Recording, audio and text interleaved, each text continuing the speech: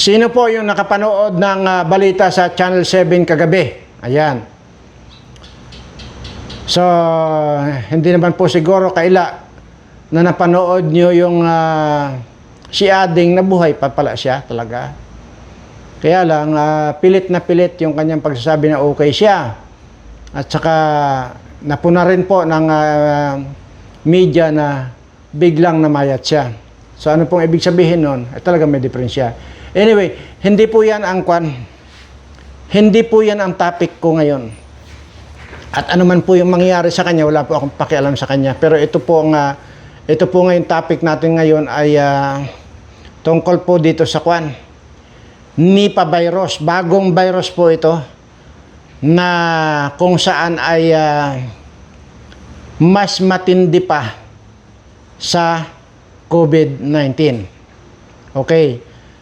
Tandaan po natin na yung COVID-19 ay napakarami pong pinatay ng mga tao sa buong daigdig. Yung COVID-19 na yan. At ngayon po ay sinasabi po mas matindi raw po itong Nipah virus na ito kaysa dyan sa COVID-19. So, ibig sabihin, kung mas matindi sa virus ng kung yung COVID-19 ay maraming pinatay, ay di mas lalo maraming papatayin itong Nipah virus na ito. Dito na po papasok yung madalas niyo pong naririnig sa akin na panoorin niyo lang po itong video ko. Kahit walang kakwenta-kwenta, panoorin niyo lang po. Baka malay natin sa bandang huli, magkakaroon po ng kwenta sa inyo at pwede niyo nang pahalagahan. Di po ba? Yan lagi yung sinasabi ko. Kaya pagtiyagaan nyo po na panoorin itong video kung walang kakwenta-kwenta at talaga namang sinisigurado ko naman yan na mapapakinabangan po ninyo ito kahit walang kakwenta-kwenta. Dahil dito po sa yung mga nagbaliwala po no itinuro kong kalamansi at saka sili ay by dito nyo na po mapapatunayan natin ngayon kung gaano po ka-epektibo yung itinuro ko sa inyo na kalamansi at saka sili. Yun lang po yun. So, darating ang araw na yung mga kapitbahay ninyo dyan nagkakanda tumba-tumbahan na pero ikaw na nanatili ka nakatayo. Kung ikaw ay sumunod doon sa paggawa ng kalamansi at saka sili. Ngayon, for the sake of argument, siguradong may magtatanong na naman dyan kung paano gagawin sa kalamansi at saka sili. Ito po ang sasabihin ko sa inyo, nandyan po sa video ko. Ang thumbnail po niyan ay kalamansi at saka sili. Pag may nabasa na po kayong kalamansi at saka sili, panoorin nyo na po yan. Parang may karugtong yata yun na yan ang magsasalba sa inyo. Kalamansi at saka sili. Basta kalamansi at saka sili sa thumbnail ay mababasa ninyo yan. Yun ang panoorin nyo kasi dinimo ko po yan. O, ngayon, kaya wala nang magtatanong pa, no? Kasi, hindi ko rin naman sasagutin dito, hindi ko rin naman ididimo, kasi nandyan na nga mismo na idimo ko na po yan. So, yun po ang dapat ninyo maintindihan. Pag mayroon pa pong nagtanong dyan kung anong gagawin sa kalamansi sa kasili, murahin nyo na nga po. Total, yung kayong kwan dyan. Kasi, talaga pong 1,000 beses ko na ako, sawang-sawa na po ako mag-discuss niyan. Ako mismo nagsawa na. Kaya ngayon ay sisiguraduhin ko sa inyo, iyan ang makakatulong sa inyo at diyan ninyo ako maalala sa kalamansi at sa kasili na yan. Noong araw po yan, binaliwala ko lang po yung mga komento dyan ng mga pang-iinsulto. Kasi yun daw kalamansi at sa kasili, na itinuro ko, lagyan lang daw ng tuyo, tapos napakasarap daw sa usawan ng inihaw na hito. Yan po yung mga pilosopong tao. At ngayon, matitesting po natin, bakit ko nga ba itinuro yan? Noon pong time ng COVID-19 yan, noon pong sa Facebook pa lang po ako nagla-live dati, wala po akong tigil sa kasasalita. Kahit ang daming bumabati ko sa akin. Nang sinasabi ko, Magngata kayo ng usbong ng sampalok bago kayo lumabas ng bahay. Dahil yun ang makakapagprotekta sa inyo na hindi kayo pasukan ng virus. Kung may nginangata kayong usbong ng sampalok. Pero ang dami-daming kanyan, ang dami-daming bumati ko sa akin. Pero kininto ko na rin po yan. Na ultimong itong kapitbahay ko, dati noong time ng COVID, ultimong kapitbahay ko hindi naniniwala sa akin. Ano ang sabi? Kalukuhan lang daw ni Birana yan. Pinabayaan ko. Kasi pinuntahan ko mismo sila, itong mga naaabot ko rito.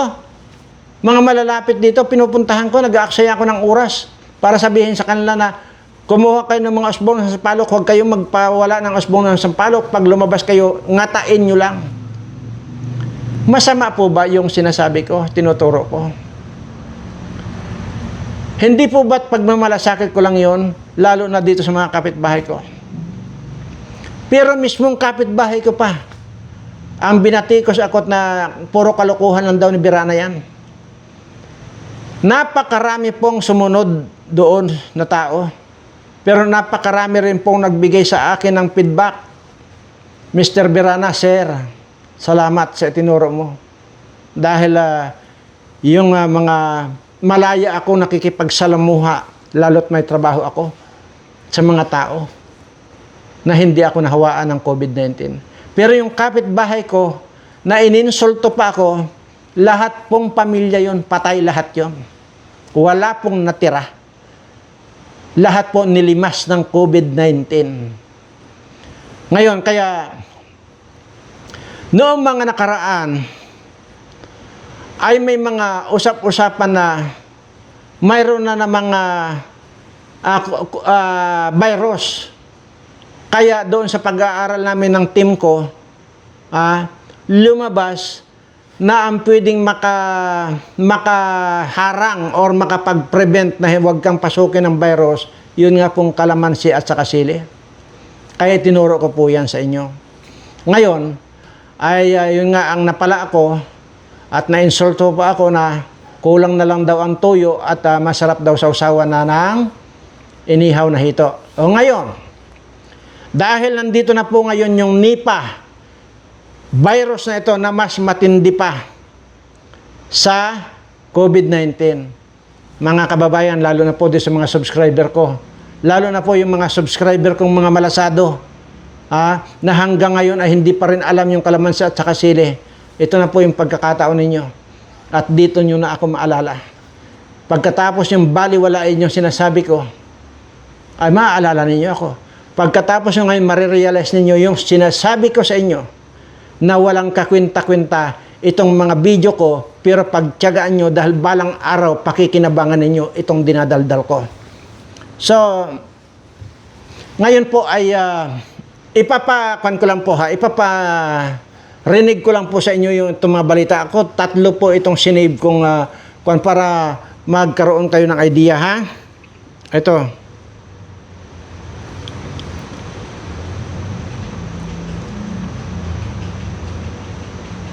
Saan na ba yun? Ito yata. Nagpatupad ng mas mahigpit na airport screening ang ilang bansa sa Asia matapos makumpirma ang outbreak ng deadly Nipah virus sa West Bengal, India. Ayon sa India Health Ministry, 2 kaso na ang naitala mula Disyembre na kapwa healthcare workers, habang 196 na mga nakasalamuhan nila ang na-trace at nag-negatibo sa virus. Dahil sa banta, sinimula na ng Thailand ang health screening sa 3 paliparan, habang nagpatupad din ng screening ang Nepal sa Kathmandu Airport at mga land border nito sa India.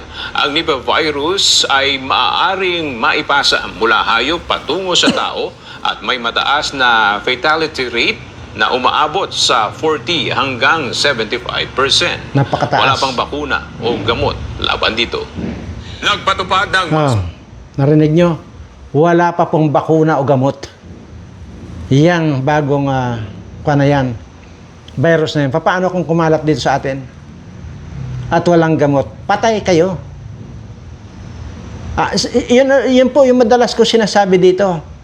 Sisiguraduhin ko sa inyo na alam ko naman talaga na may darating talagang dilubyong ganyan. Kaya nga tinuro ko na yan sa inyo in advance. Alam ko na po yan na may darating talaga. O ngayon, sinabi rito, wala pang bakuna o gamot. O ngayon, ano yung pwedeng makatulong sa inyo? Yun pong itinuturo ko sa inyong kalamansi at saka sili. Huwag na po kayo magtanong kung anong proseso. Itinuturo ko na po rito. Pangalawang ulit ko na ito. Hanapin mo na po dyan sa video na ang thumbnail noon ay kalamansi at saka sili. Yun ang pindutin nyo, yun ang panoorin nyo. At para malaman niyo ang proseso.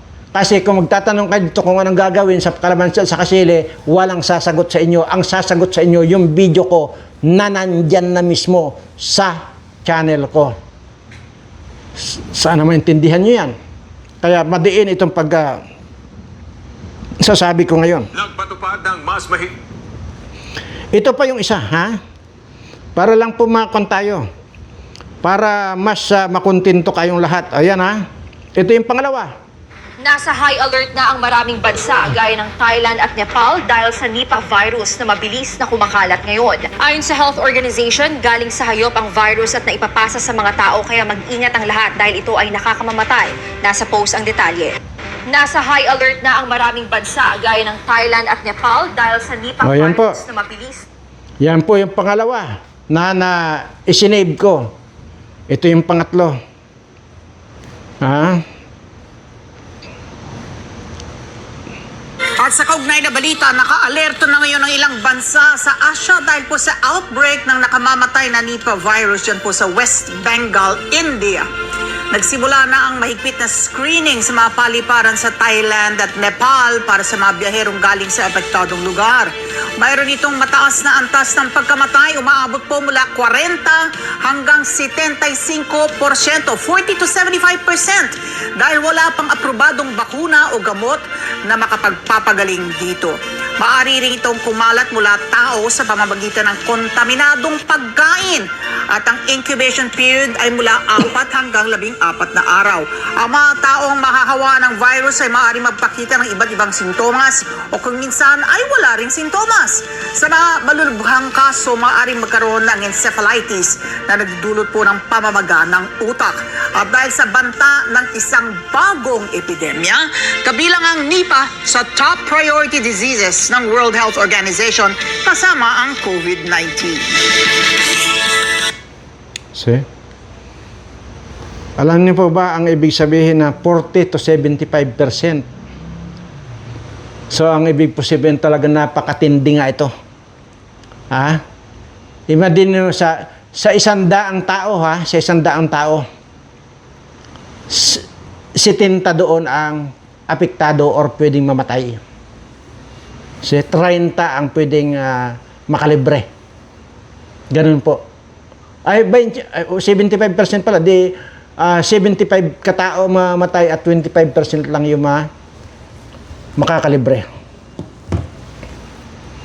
At dalawa po yan. Isang reporter ng Net25 at saka yung sa ANC ang nagsabi na wala pa na didiscovering bakuna dyan sa bagong virus na yan at dyan sa bagong gamot niyan. So ngayon, kung wala pong bagong gamot, saan kayo kukunin ngayon? Kung wala kayong alam, kung wala itong itinuro ko sa inyo, saan kayo sasandal ngayon? Magantay na lang kayo ng kamatayan nyo. Di po ba? Yun po sinasabi ko na minsan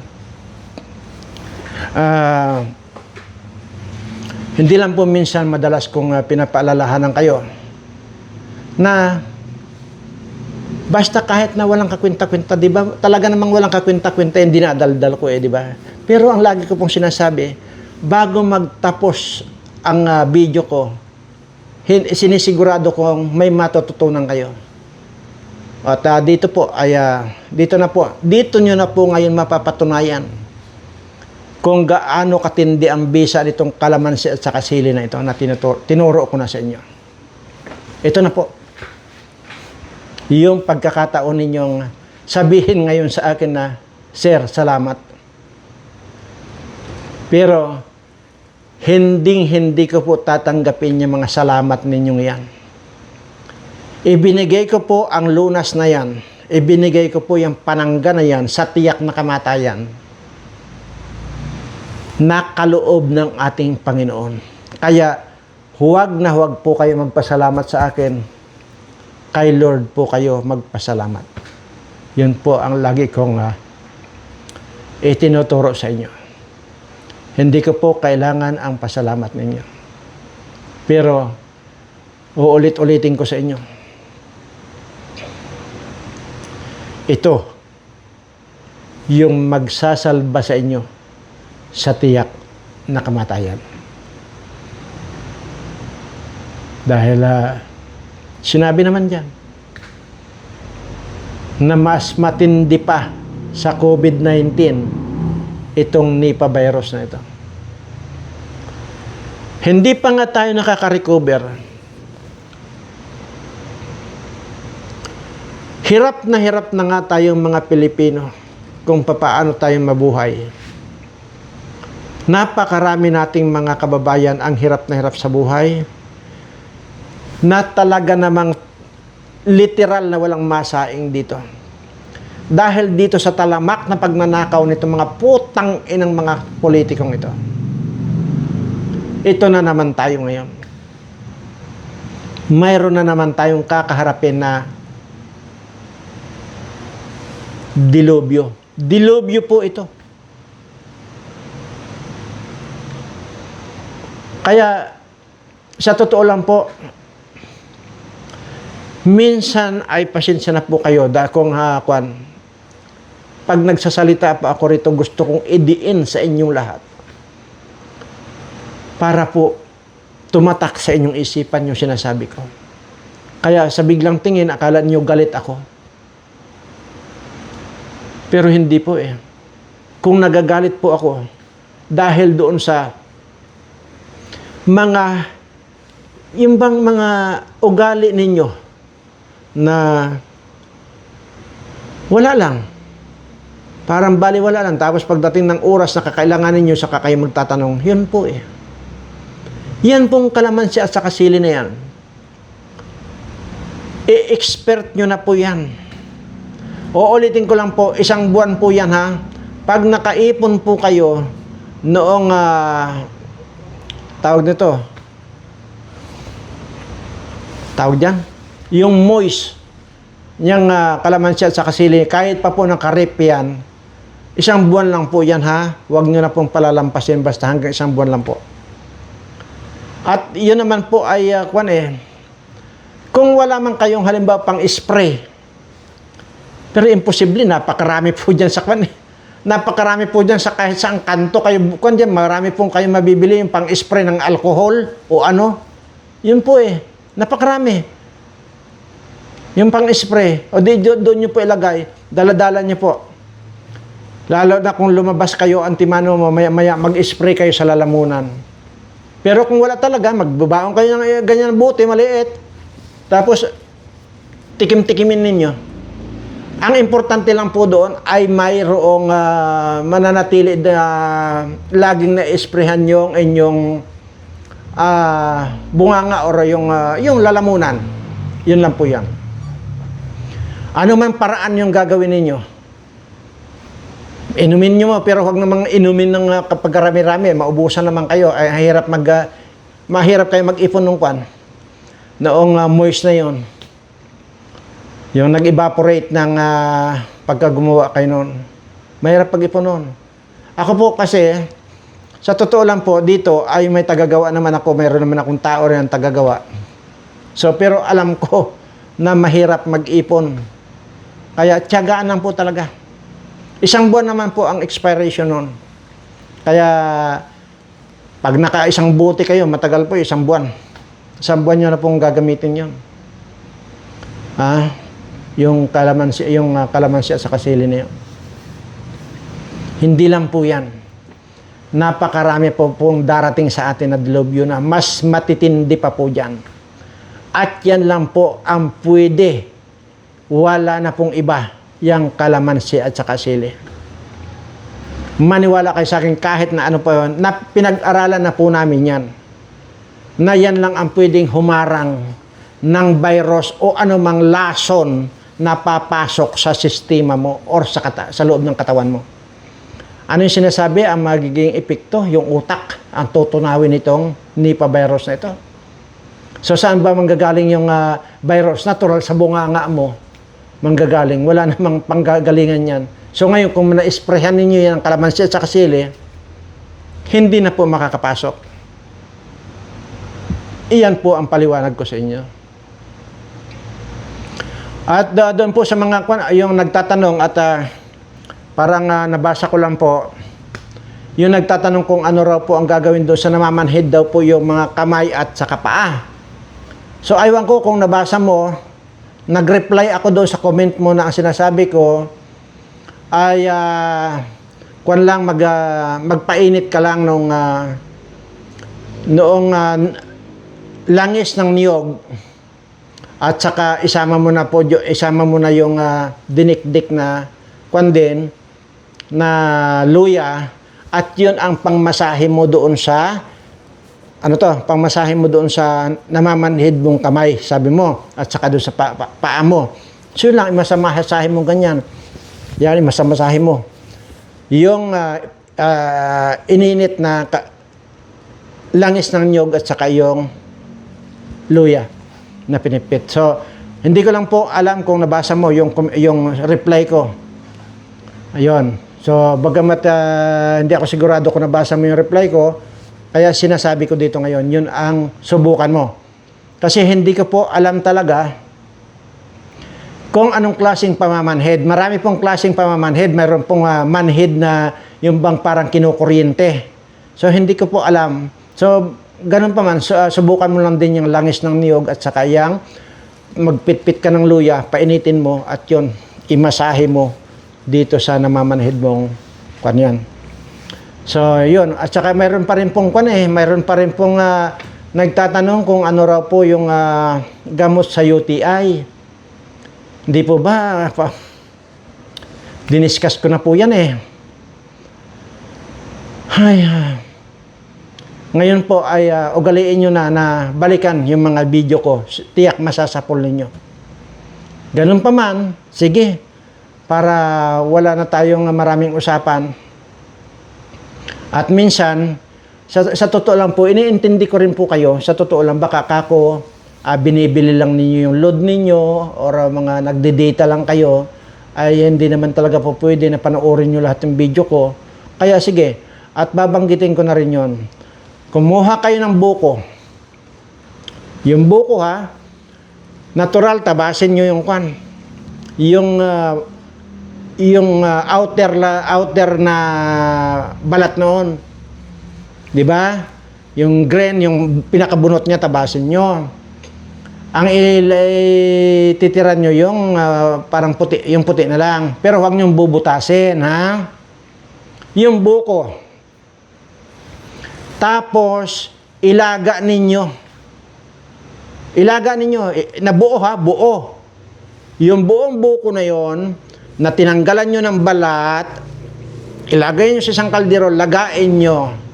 Pag yun ay kumulo na, siyempre, patagal-tagalin nyo ng kaunti para sigurado kumulo na rin yung tubig noon sa loob ng buko. Ayun. Pagka akala nyo kumulo na rin, hanguin ninyo, butasin nyo na yung pinakuluan ninyong buko na buo. At inumin nyo po yung sabaw. Yun lagi po ang gawin ninyo. Pero 2 to 3 times yung gawin yun, wala na po yung UTI nyo. Pag hindi po kayo gumaling nun, sabihin nyo, sinungaling ako. Ganun lamang po yan. I-discuss ko na po yan. Pero sige. Para lang po makontento kayo. Pero huwag nyo pong ugaliin ito na ganito. Nandyan pa, bagkos ang ugaliin nyo, balikan ninyo yung mga video ko para marami kayong matutunan. Napakarami po akong binanggit dyan eh. Di ko naman po pwede na lahat ay uulit-ulitin ko rito. Ay, kung yung kwan nga, minsan na yung i-discuss ko na lang, nakakalimutan ko, hindi pa mabigkas-bigkas eh. Oh, di ba? Ganun po. Bagamat alam ko, kagaya lang ano yun, yung dialysis. Bagamat alam ko yung dialysis, di ba? Nung kailan yun? Tinanong ko pa sa inyo. Yung naglilinis ng dugo, hindi ko mabigkas-bigkas yung dialysis. Ganun po. Kaya, yan, kung nagagalit man po ako, nagagalit lang po ako doon sa medyo hindi nyo siniseryoso. Pero sa inyo pong pagkatao, never pa po ako nagalit. Never in my life.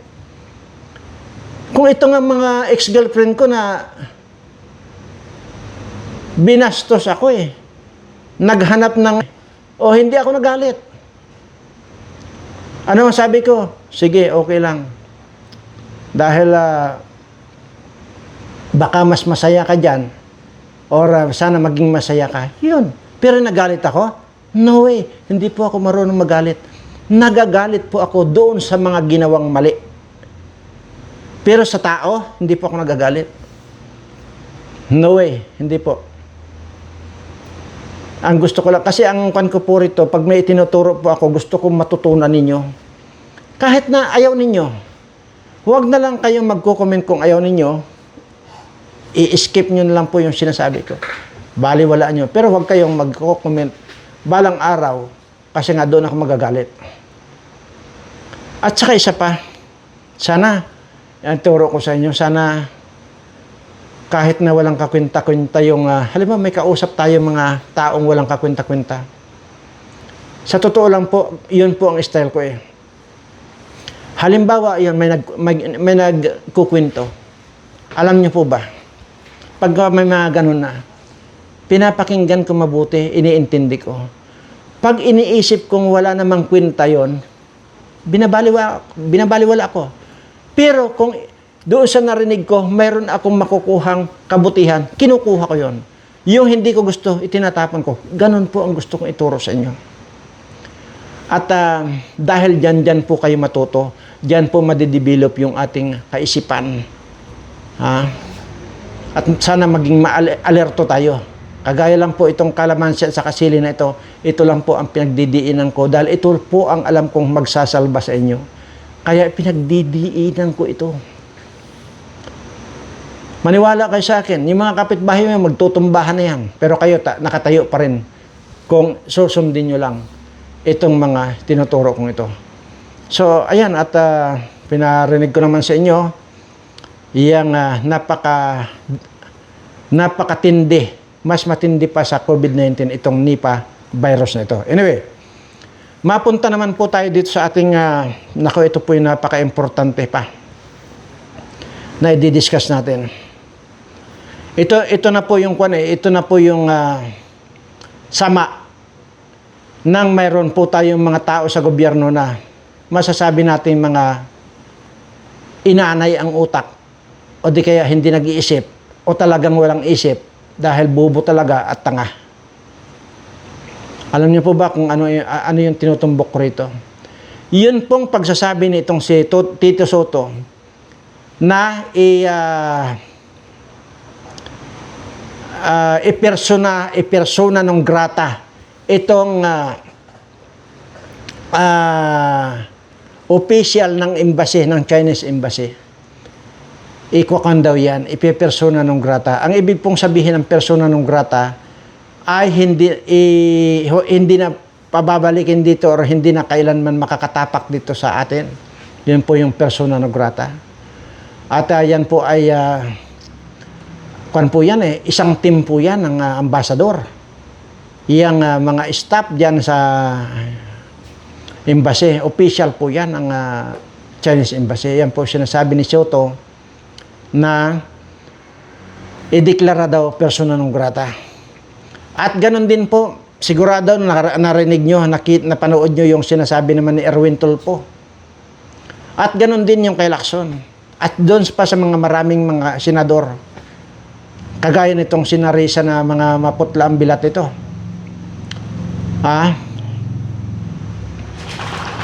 Ngayon po, Pinatos ng China yung sinasabing persona non grata na sinasabi. Alam niyo po ba kung anong pinatos? Anong sabi ng Chinese Embassy dito sa atin? Pagka ginawa niyo yan, dito sa official namin ng Chinese Embassy, lalayas kami rito. Wala nang magiging Chinese Embassy rito.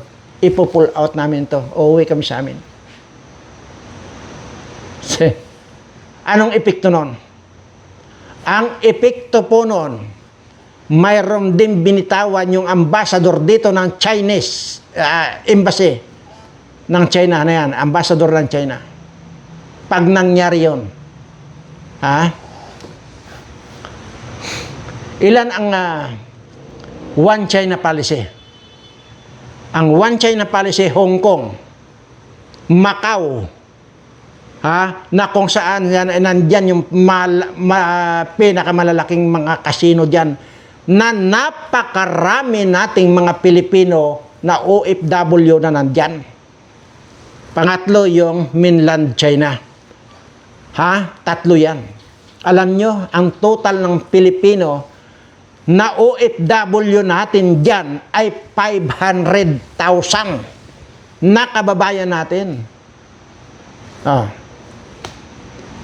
So ngayon, anong related doon, Mr. Birana, yung pagka-umuwi ng China ito? Pauuwiin lang naman nila itong ating mga OFW na 500,000 na yan. Ngayon, dito kay Soto na ito, kay Lacson na ito, at saka dito kay Erwin Tulfo na bobo, lahat naman yan mga bobo eh. Mabibigyan nyo ng trabaho? Itong 500,000 nating mga kababayan na nandyan sa mainland China, Hong Kong, at saka itong Macau. Nabibigyan nyo ng trabaho yung 500,000 na yan. Tingnan, ito talaga, isa pang dilubyo ito. Dilubyong matatawag ko itong mga katangahan at kabubuhan ng mga nandyan sa gobyerno natin. Putya. Wala nang nagawa itong bangag na administration ito na para umasinso ang ating bayan. Pinagnanakawan pa nga nila tayo. Tapos ngayon, pagka ginawa nila yung pagdeklara ng persona non grata dito sa mga official ng Chinese Embassy na ito, 500,000 na mga kababayan natin ang pauuwi ng China. Alam niyo po ba? Imaginin mo, ang marami dyan sa Hong Kong. Lalo na po itong mga natin, yung mga OFW natin dyan. Sa Macau, lalo na, dahil nga nandyan yung kasinong naglalakihan. Lalo na dyan sa mainland China. Tapos sa isang iglap lang, dahil lang dito sa kabubuhan itong Soto, Lacson at saka Erwin Tulfo, at yung mga iba pang mga senador, lalo na itong Risa na maputla ang bilat na ito, saan mo isisiksik, saan mo ikakamada yung 500,000 na OFW natin pag pinauwi yan ng China? Yun po yung sinasabi ko, na hindi malayong mangyari na magaya tayo sa itong Nigeria na kumakain ng literal na lupa. Sobra ka naman, Mr. Birana, magsalita na tao yun, kahit na taga Nigeria yan. Tao, kakain ng lupa. Mag-research po kayo. Pinaproseso na lang po nila yung lupa. Yun po ang ginagawa nilang chapati. Yun po ang ginagawa nilang parang bibingka. Yun po ang kinakain nila.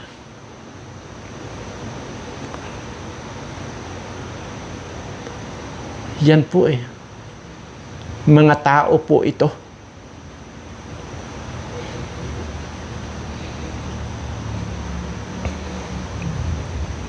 500,000 na OFW natin na pauwiin.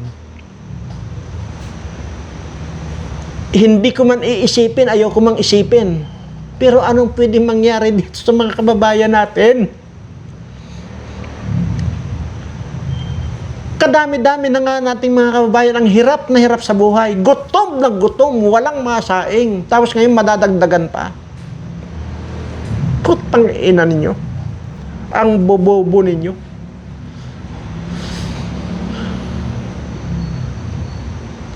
Grabe ang kabubuhan ng gobyerno nito.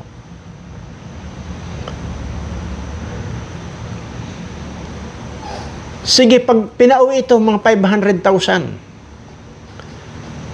na mga OFW na ito, akala nyo bubuhayin pa kayo mga yan? Ako mismo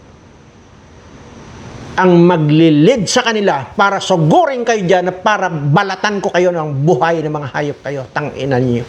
Sige na po, at hindi ko na kaya to.